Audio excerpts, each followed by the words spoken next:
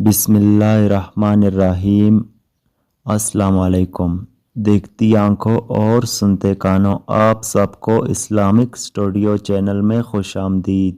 ایک نوجوان نے رسول اللہ صلی اللہ علیہ وآلہ وسلم سے اپنے باپ کی شکایت کی کہ یا رسول اللہ صلی اللہ علیہ وآلہ وسلم، میرا باپ مجھ سے پوچھتا نہیں اور میرا سارا مال خرچ کر دیتا ہے۔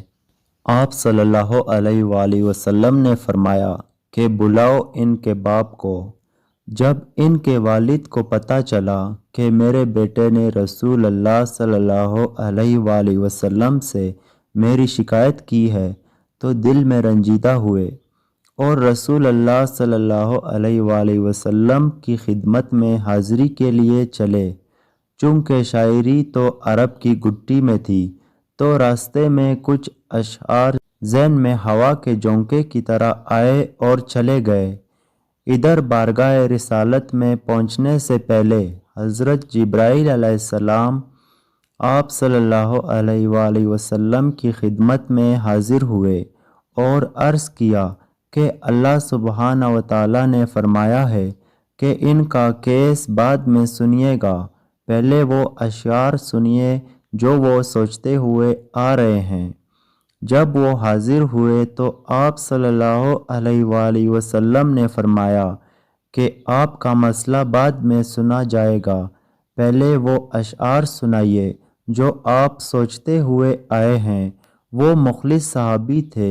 یہ سن کر وہ رونے لگے کہ جو اشعار ابھی میری زبان سے ادا نہیں ہوئے، میرے اپنے کانوں نے بھی نہیں سنے، رب نے وہ بھی سن لیے۔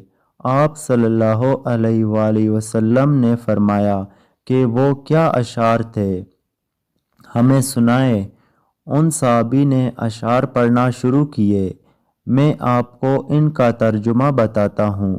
اے میرے بیٹے، جس دن تو پیدا ہوا ہماری کم بختی کے دن تبھی سے شروع ہو گئے۔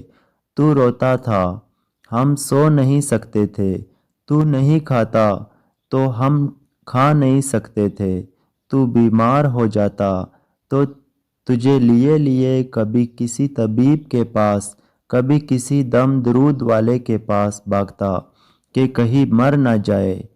حالانکہ موت الگ چیز ہے اور بیماری الگ چیز۔ پھر تجھے گرمی سے بچانے کے لیے میں دن رات کام کرتا کہ میرے بیٹے کو ٹھنڈی چھاؤں مل جائے۔ ٹھنڈ سے بچانے کے لیے میں نے پتھر توڑے، تغاریاں اٹھائیں، میرے بچے کو گرمائی مل جائے۔ جو کمایا تیرے لیے، جو بچایا تیرے لیے، تیری جوانی کے خواب دیکھنے کے لیے میں نے دن رات اتنی محنت کی کہ میری ہڈیاں بھی سوختہ ہو گئی۔ پھر مجھ پر خزاں نے ڈیرے ڈال لیے، تجھ پر بہار آ گئی، میں جھک گیا، تو سیدھا ہو گیا۔ مجھے امید ہوئی کہ اب تو ہرا بھرا ہو گیا ہے، چل اب زندگی کی آخری سانسیں تیری چھاؤں میں بیٹھ کر گزاروں گا۔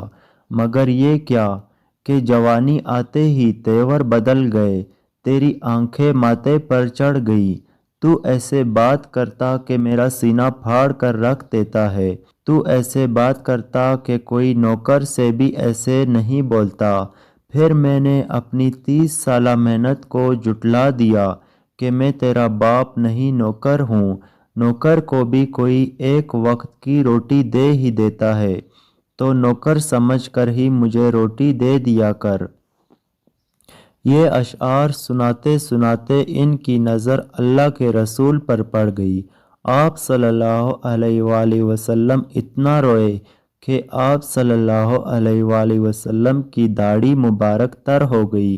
آپ صلی اللہ علیہ وآلہ وسلم غصے میں اپنی جگہ سے اٹھے اور بیٹے سے فرمایا کہ آئندہ میری نظروں کے سامنے مت آنا، اور سن لو، تو اور تیرا سب کچھ تیرے باپ کا ہے، تو اور تیرا سب کچھ تیرے باپ کا ہے، تو اور تیرا سب کچھ تیرے باپ کا ہے۔ پیارے بھائیوں اور بہنوں، اپنے والدین کی قدر کرو۔ کتنی مشکل برداشت کرنے کے بعد وہ ہمیں پال پوس کر بڑا کرتے ہیں، اور اگر ہم ان کا سہارا نہ بنیں گے تو اور کون بنے گا۔ کتنی امیدیں ہوتی ہیں والدین کے دل میں اپنی اولاد کے لیے، اور اولاد ان سب امیدوں پر پانی پھیر دیتی ہے۔ اللہ پاک ہم سب کو اپنے ماں باپ کی قدر کرنے کی توفیق عطا کرے۔ آمین ثم آمین۔